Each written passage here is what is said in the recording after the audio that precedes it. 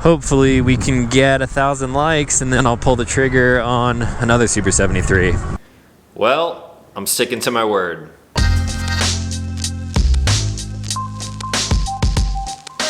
What's going on, everyone? Back with another episode of Stuff and Things. Sitting right beside me here is my brand new Super 73 ZX. Now, a few weeks back, you guys may have caught a video on this bike over here, the Super 73 RX. That was the first Super 73 that I purchased, and that thing just takes a cake when it comes to e-bikes. As you guys know, I've tested a lot of electric rideables here on the channel, initially starting with skateboards and then a few bike reviews in the mix there. Out of all of the bikes that I reviewed, that RX is hands down the best electric bike that I've ever ridden. So if you haven't caught that last video, I'll leave a link for it right up here in the corner. As I was filming that video, I had already had a couple miles on the bike and I knew how good the build quality was, how fun they were to ride, so I figured maybe I should step down from the flagship and try something a little bit cheaper. So given the natural progression of the different bikes that Super 73 offers, I figured this one would fit my needs. So let's take a look at the Super 73 ZX. Now the ZX is essentially a larger version of the Super 73 Z1. These are now made with a lighter aircraft grade aluminum frame, and they still have a removable battery which is 615 watts. They have redesigned the seat, improved the ergonomics to a more upright position, and let me tell you, this thing is super comfortable.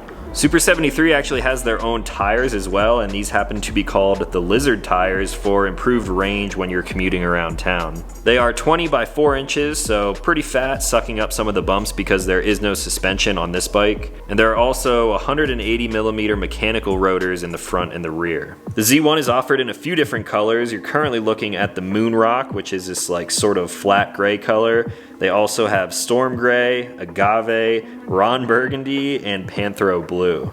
This bike weighs about 62 pounds and has a rider weight limit of 325 pounds. When it comes to the electronics and the ride modes on this bike, it's going to be very similar to my previous review of the RX. So you have a smart display on the left-hand side of the handlebar, and then each bike comes pre-programmed in the Class 2 mode, which allows for throttle operation and pedal assist riding up to 20 miles an hour. Out of the 4 different selection modes, you can choose power 1 through 4 for the pedal assist, giving you about 25, 50, 75, and 100% respectively. If you pair this bike with the app, you can also unlock the off-road mode and reach speeds up to 28 miles per hour. Now before we head out and ride these things, let's take a little bit of a side-by-side comparison here between the ZX and the RX. The RX is the bike that I previously reviewed, and this thing is really like Super 73's current flagship. We got full suspension in the front and the rear, super cool styling. We've got a headlight up front, a tail light in the rear. We have some fenders in the front and down below, and overall I just really love this bike. This thing is amazing. Minus the price point. It's a little bit pricey. Now moving over to the ZX, this thing is very comparable, but sort of just like a stripped down version. So no lights, no fenders, it's coming in a little bit lighter. No suspension. These front forks are fixed, there's no suspension in the rear, and this to me looks more like a standard bicycle, whereas this sort of looks like a moped or like almost a motorcycle in some senses.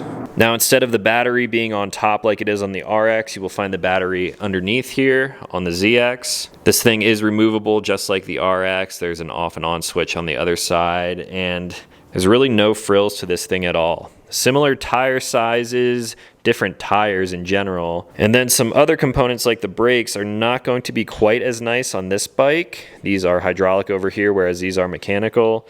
But you're getting the bike for a lower price. So let's take this thing out for a spin and see what I really think of it.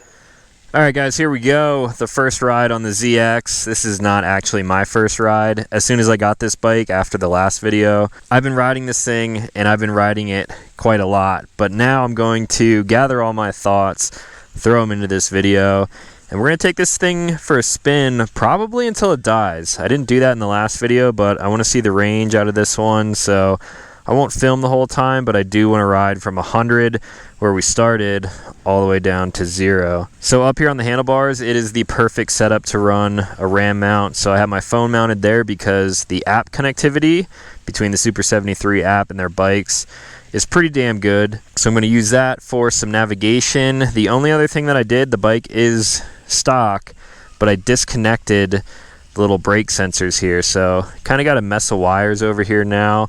I wish I could remove those entirely, but they all go into like a single unit right here. I don't want to cut them. I'm going to leave them on, and I could clean it up a little bit later if I wanted to. So why did I remove the brake sensors? Well, if you are pressing on the thumb throttle and you're pressing the brakes, it's going to cut the power. It's really just a little button that sits inside of the handlebar assembly here. So that's great for safety reasons, but now with that disconnected, you can actually ride wheelies on this thing. Ugh. It's kind of weird because I'm using the thumb throttle and the right brake is by my right hand. I should say the rear brake is by my right hand. When this thing is fully charged, I haven't like got it down to a science yet, but you can definitely pull the front wheel up. It helps if you have your foot down on the ground. You can just kind of pull it up, adjust that rear brake. Oh my gosh. And you can kind of do some circle wheelies. Eventually, maybe I'll be able to ride those out a little bit. Now, I ride my Super 73s essentially like motorcycles. I use the thumb throttle quite often. You might as well if you have it. This bike and the RX is just a fixed gear, so you can pedal it like a normal bike. We'll start by doing that down in pedal assist level 0. So this is all my power now. So I'm pushing around a 63-ish pound bike. You can do it, but it's not super comfortable. So over on the left hand side here, I'll press the up arrow. Now we are in pedal assist mode 1. This is giving me 25% of the total bike's power. So level 1, we're doing about 10 miles an hour, and it's good, but I want to use all the power. Level 2, now the pedal assist is giving me 50% power, making it pretty effortless. I should also mention that the thumb throttle works in all of these modes. So pedal assist mode 2, we're doing about 12 miles an hour effortlessly. Pedal assist mode 3, while moving up this hill here. I would not want to pedal this bike up this hill under my own power, just because it's heavy and there's no gears. But pedal assist mode 3, chilling, no hands, nice and comfortable. And now full power for pedal assist mode. Now what's really cool about the Super 73 app, which I talked about in my previous video, is that it gives you turn-by-turn directions based off of bicycle routes around your area. So right here, we're just on a sidewalk. It tries to avoid main streets as much as possible. There actually is a bike lane here, so I could be riding on the street. And then another great thing about the connectivity is that when I have a turn coming up, it's actually mimicking over here on the little heads-up display. So if you don't have your phone mounted and you just have it in your pocket, you can actually get your turn-by-turn navigation over here on this side, which is pretty neat. Coming up to a stop sign here going downhill. This is where the ZX, it's still good. 180 millimeter disc brakes in the front and the rear, mechanical. So the brakes are good. They're enough to stop the bike. I'm glad that they went with 180 millimeters as opposed to something smaller. So I think the brakes match the bike pretty well. You want to have good stopping power, especially when you have a motor involved. But when you compare it directly next to the RX and their hydraulic brakes, the brakes on the RX are way smoother, way more confidence inspiring. These just kind of feel like, I don't know, like a normal bike. Kind of squeaky, feel kind of dry.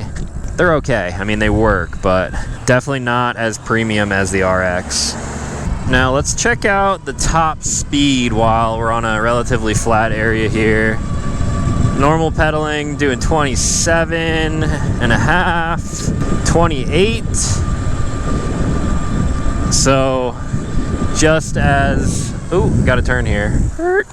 So just as I would suspect, Super 73 does not lie with their numbers, which is super nice.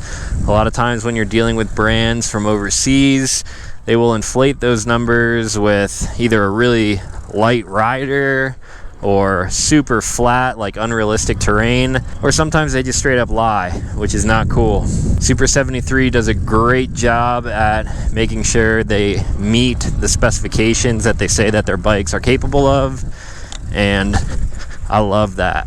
So that was just pedal assist mode 4, so 100% of the pedal assist power, doing 28 miles an hour. Not quite as fast as the RX. Again, the RX, if you haven't caught that video, did about 30, 31. If you're going downhill, of course, you can go a little bit quicker as well. So this bike, being a little bit cheaper, does not have quite the same power. From the line, it's an electric motor, it's torquey, it gets you up to speed pretty quickly, but I've actually ridden this around with Ashley on the RX, and the RX just beats it by a hair until you get to like the top speed, and then it really takes off, and that's where you can tell the difference. Now, speaking of the difference between the two, I don't even remember how much this bike was. Let's look it up. Super73 ZX, $2,195. So we'll say 22 versus 36.95. So we're looking at about a $1,400 difference there, which is significant. What I've really come to like about the ZX is that it is essentially a stripped down RX. Both bikes are super clean and simple, but this really takes the simplicity to another level. No suspension, so it's not going to be quite as comfortable. The brakes are not as nice on the ZX as the RX. I would definitely prefer the RX brakes, but if you're on a budget but you still want to get one of the best bikes out there, so far I don't think you can really go wrong with the ZX. I actually prefer the seat height and the layout of this. This is like a longer banana seat, so I can sit all the way back here and kind of stretch out. The ergos of the handlebars being up a little bit higher, I think it actually looks cool. Generally, I would prefer the bars to be closer down to the stem, like I would on the RX. I might actually get some lower bars for that, but this one is just super comfortable. Ergonomics are great between where the pedals fall, underneath your feet, the seat, nice and cushy. You could actually probably ride 2 up on this thing without an issue. I would just have to kind of sit forward a little bit, and then I got like a whole 6-7 inches on the rear there where someone else could sit. So the ergos on this thing are great. The power, I think, is pretty great. I mean, 28-ish miles an hour once you dive into the app and unlock the off-road mode. I'm pretty comfortable with 28 miles an hour basically anywhere I go. The battery being removable is also a nice touch, because if you don't have garage space, maybe you're locking this bike up somewhere, you can remove the battery, take it indoors and charge it like you would anything else. Since there is no suspension on this thing, it is nice that there are fat tires, because that will suck up a little bit of the cracks and bumps that you may encounter. Now, like I said in the RX video, I'm not a huge fan of fat tire bikes, at least some of the other ones that I've tested, but after riding the RX for miles and miles and now riding this for a little while, I'm actually really digging these tires. If I had to choose between the two, the tires that come stock on the RX or these Lizard tires, I actually think I would prefer these Lizard tires. Super73 said that these are better for commuting because they're not as aggressive. They still grip really nicely, like going around a corner kind of quickly like that, 18 miles an hour. They do feel nice and grippy. This is not going to be a bike for off-roading. I wouldn't really consider the RX to be like an off-road-ish bike either. You could still take it on some trails. The RX would be a lot more comfortable than the ZX, but this bike to me just really fits into the commuter setting, like around suburban areas or if you're down in the city. This bike has plenty of power to get you around in bike lanes. If there are no bike lanes, I think you would be okay with driving on the street for a little while. Another thing to note would be how customizable these bikes are. If you follow Super73 over on their social medias, they're constantly posting all of these bikes done up, custom paint jobs, accessories. You could add lights to this bike, you could add turn signals, you could put a horn on it. There's a lot of stuff that you can do, and the aftermarket support is pretty good, probably the best when it comes to electric bicycles out there. That's another important thing to note. This is a bicycle, currently comes as a class 2, so legal in most areas. Check your local state laws for what is actually legal where you live. But because this bike has pedals and I am currently in the Denver area, I can ride this thing on most bike paths, and I should say most people won't really give you any problems. Alright, so now we're on track. Currently going for about a 10-mile ride out. Gonna do 10 miles back to my house, And then once I get back, I'm gonna gather the rest of my thoughts, let you guys know how the ride went and how far we actually made it on a single charge of this battery. All right, guys, we have made it back. I rode this bike down to 4% battery and we ended up going a total of 20.2 miles, which isn't all the way up to the advertised range, but when Super73 is advertising the range on this, they're talking about with the pedal assist modes. I got a little over 20 miles an hour just cranking on the thumb throttle almost the entire time, doing upwards of 20 to 24, sometimes 28 miles per hour. That entire ride, and the bike held up pretty great. There was little to no battery sag once I got towards the end of the battery life. I noticed that I wasn't getting quite the top speed that I was when it was fully charged, but overall, Super73 advertises their bikes as you would expect, and that's something that I really appreciate. Now overall, this bike has been great. It's like a stripped down, slimmed down version of the RX. You're not getting as nice of a bike, but this thing is still way nicer than a lot of other bikes that I've tested here on the channel, and that's why I'm a big Super73 fan now. Now, as far as some of the other bikes go in the lineup, the Z1 is like a small version of this one, the ZX, so probably won't add that to the lineup. They also make the S1 and the S2, which is similar to the RX, but I don't know if I need another bike like that. But I'm sure a lot of you out there have already commented that you want me to test out a different bike, different manufacturer, different kind of e-bike. So let me know what you guys want to see in the future, and maybe we can add another e-bike to the lineup. I don't know. Now, if you guys have any questions on the RX or the ZX specifically, let me know in the comments down below. I'll try to answer anything as best as possible, because that is going to be all for today. If you're new here, consider clicking subscribe. I make new videos every week. As always, thanks for watching. I'll talk to you in the next one.